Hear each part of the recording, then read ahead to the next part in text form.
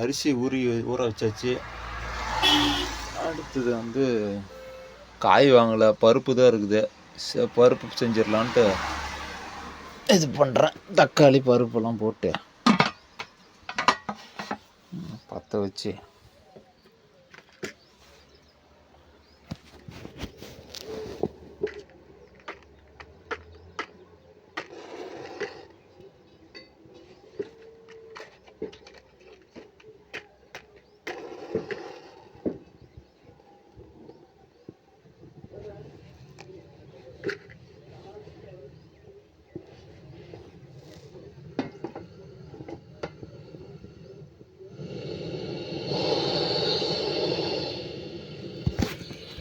ஒரு 2 விசில் விட்டால் வேலை முடிஞ்சுது.